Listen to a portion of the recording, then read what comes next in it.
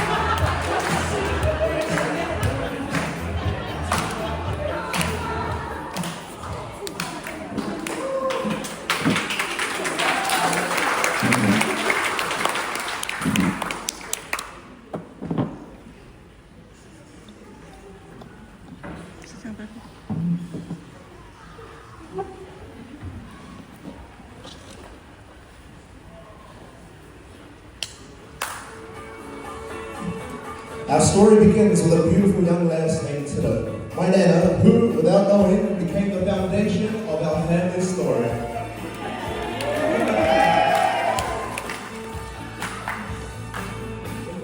Nana Tita was born on the island of Penryn in the northern groups of the Cook Islands, while the Paitai family were there for Commander Alfred's ministerial post. She was the only one of her siblings born outside of Rara, which in our eyes made her extra special from the very beginning. In the mid-1950s, the Paitai family migrated from the Cook Islands to Ponsonby, New Zealand. In search of better opportunities, a fresh start, settling into their new life, they embraced the promise of this land filled with possibilities, friendships, and experiences. Nana thrived in her new surroundings. She attended Seton College, now Western Springs High School, and enjoyed sewing, playing netball, and shopping with Auntie Jean, Auntie Annie, and Auntie Isabella. Her favorite kaikai was Mama Karu's minus, poke, donuts, and donuts, comforts that always brought her joy. As the years passed, Nana grew into a young woman ready to step into adulthood. Meanwhile, across the sea, a young, strapping lad named Nia was embarking on a journey of his own. Papa Nia traveled from Aotearoa to New Zealand, a move orchestrated by his father as punishment for his useful mischief. Arriving as a teenager in Parnell, he went on to live with his auntie Tuakana, tasked with finding his own path in a land so different from the island he left behind. Papa threw himself into work and challenges, navigating life in this fast-paced city, carving out a future. Little did he know, this path would eventually lead him to the love of his life.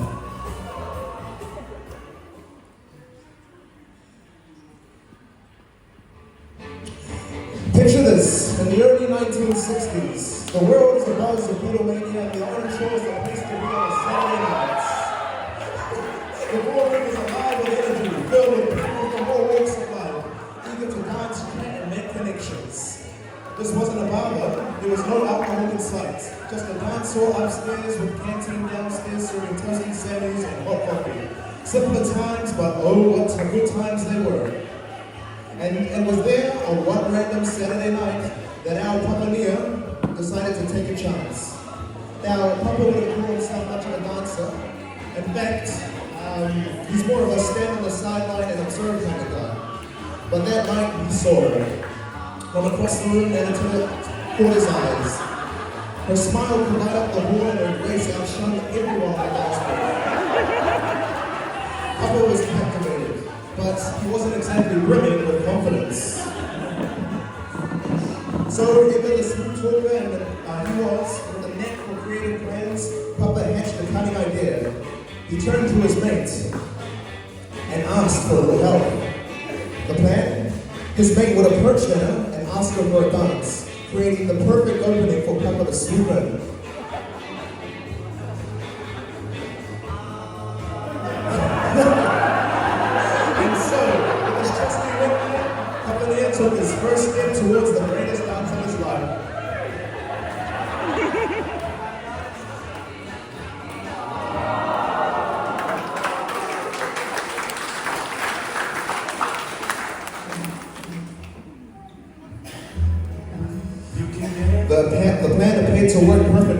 opening notes of Save the Last Dance for Me by the Drifters filled the hall.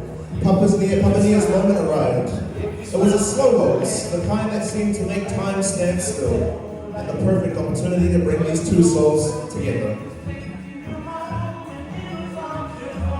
They danced, they laughed, and somewhere between the steps and the melody, they fell in love. It was in this defining moment, under the warm glow of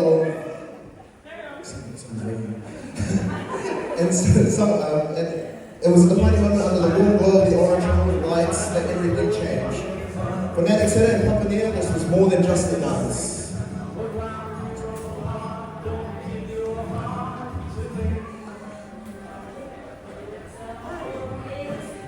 One thing led to another, and before long, Nana and Papa's love story took its next big step. On the 1st of October 1966, surrounded by friends and family, they exchanged wedding vows at Newton PIC on Edinburgh Street. This cherished family landmark had long been a gathering place for life's most precious celebrations, and on that day it became the backdrop for the beginning of their married life together. Nana's most cherished memory from her wedding was a three-piece band that played words by the Bee Gees at their wedding reception. With love in their hearts and blessings of their loved ones, Nana and Papa started the next chapter of their journey, a partnership that would build the foundation for the beautiful family we celebrate today. Not long after the wedding, Nana and Papa stayed a little while in Otara with Papa's brother, Papa Ray, Nana Moiro, and the Nia family. By mid-1967, Nana and Papa moved into their own flat on Great South Road, Otahuru. It was a humble beginning, but one filled with hopes and dreams for the future. A few years later, in the 1970s, they took a big step and purchased their family household at the well-known 7-bed Mall place, Manero. This homestead became much more than just a house. It was a sanctuary, a gathering place and a hub for family life. It was filled with love, laughter, and yes, plenty of tears. Hey, Antonito. But above all, it was a place enriched with countless fond memories and stories that we would cherish for generations. In this home, Nana and Papa raised 7 children, 5 boys and 2 girls. Let me introduce you to their children. The year was 1967. The world was aglow to Aretha Franklin's hit song Respect. It was also the year that marked a new beginning for Nana and Papa as they welcomed the eldest of the Piccolo family, Uncle Tony.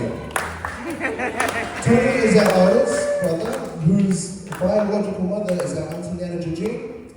He grew up and was raised and was loved by Nana Tita and Papa Nia as one of their own. Thank you, Nana Jean, for bringing and allowing our Uncle Tony into our lives and joining these beautiful and sometimes crazy intimates. Raised as the firstborn, Uncle Tony grew into his role as the family's dependable eldest child. In 1989, Uncle Tony had his first son, Yapa, with Yapa's mum, May Raiti. Though Yapa and his tribe couldn't make it today, they said they loved everyone here. Many years later, Uncle Tony met our Auntie Neri and had Ngāti Rokawa and Ngāti Ruanui descent. Together, they built a beautiful family in Manero, Auckland, raising 3 girls, Tiare, Kimiora, Maioha, and a young boy named Inabel. Returning to Yapa, the eldest of the Piccolo grandchildren, he married Taryn Ball, and together they had 7 wonderful children: Ricardo, Eli, Isabella, Kenzo, Gabriella, Alana Joy, and Draco. Now they call Paitai New Zealand.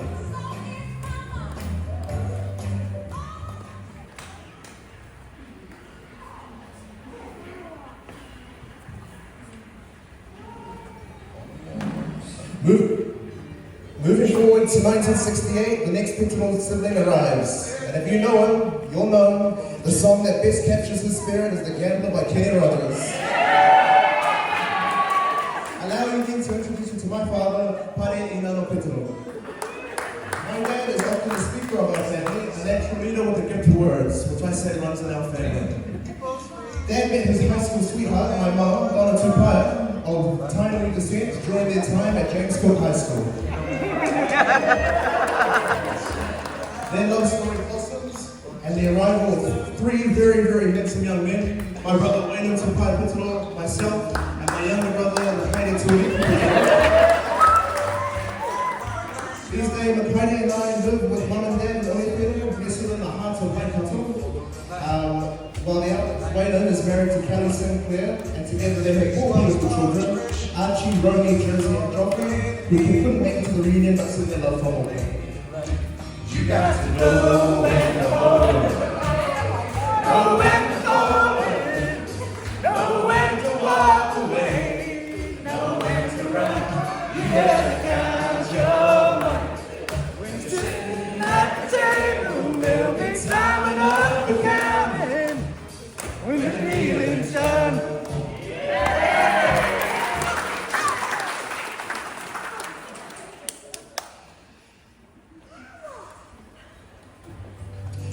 Moving forward to 1973, the year, coming us back, 1969, a time when Elvis Presley and Suspicious Minds was topping the charts. Alright, Charles, aka Alfred Charles. Known community as our family lawyer and our residentship, Uncle Charlie brings both brains and a culinary flair to the Festival family. Uncle Charlie is married to Tony Muelo from Stikavika, and together they live here in beautiful Rarotonga. With their son, David. Where's David? Now, a quick side note for anyone who gets roped into a game of cards with Uncle Charlie. Beware. Keep your cards close to your chest and your eyes sharper than an ace, because let's just say, certain allegations of creative gameplay have been made in the past. And if you find a stray card underneath the table, congratulations, you've just uncovered Exhibit A, Your Honor.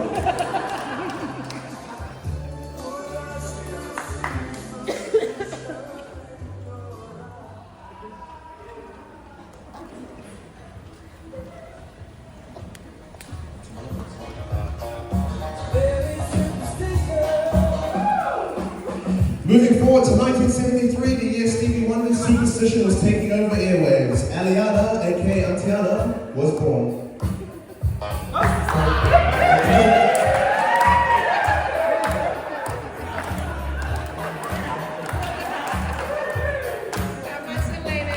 Antiana is the eldest of Edison and Company as girls. They had been praying for a girl after 3 boys. So when Antiana finally arrived, she was given the name of Aliana, meaning God has answered my prayer. Her middle name honors Mother Poe, a beautiful tribute to Nana's legacy.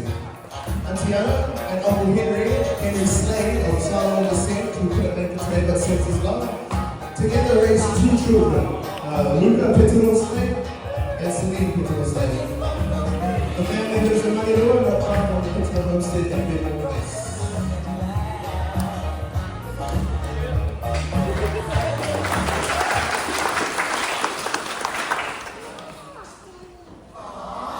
Coming through in 1979, the year when Shoot the Creek was making waves on the charts. Antigua is the youngest daughter of Nia and Tara. She married her high school sweetheart, Frank Aliva'a.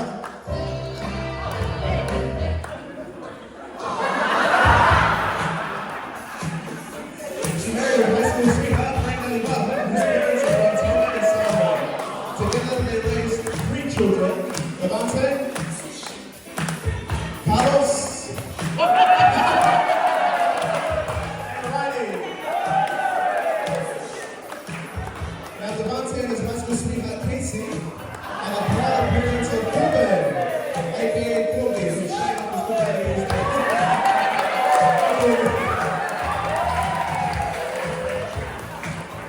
Devante and Casey live in Auckland, while Auntie Smart and their youngest live in the outskirts of Auckland and Pokemon. In the mighty Waikato.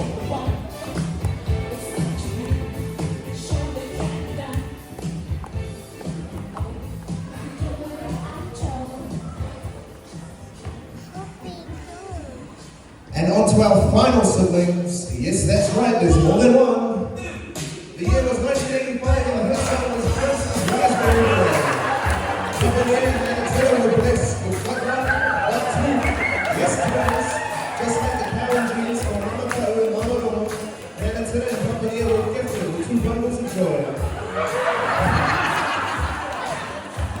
The first one is the self-proclaimed crown of our family, Uncle Peter Pittsburgh. And And the next one is the self-proclaimed prettiest person in our family. Uncle Peter and Uncle Cleo would be the youngest of the Pittsburgh siblings and also the youngest grandchildren of Papa Alfred and Mama Kau. Uncle Peter eventually moved to Rara where he met his beautiful wife, Auntie Mel, of European and Tongan heritage. And they later married and had Braylon and Thea. And now they're making a little one, Jessica and William. As for Uncle Cleo, well, he was too beautiful for these hands, so he moved to Sydney.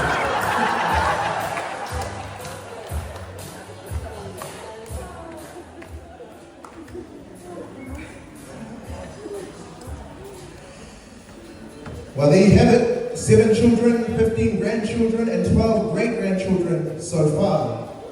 Although all of us, the Pittsburgh siblings and grandchildren, were fortunate to be raised in Benmore Place in Manirua, we were always reminded of Rara, where we came from. We have travelled between the two often as Nana and Papa share stories of our homeland and have taught us how to prepare the omu, cook the donuts, bake the bread, make maize, toke, and all the delicious paitai passed down from Papa Alfred and Mama Kau. It was Nana and Papa who initiated the building of the Pittsburgh household in Ngātangie, while Mama Kau was still with us. And it is here where we will continue to build memories as a family.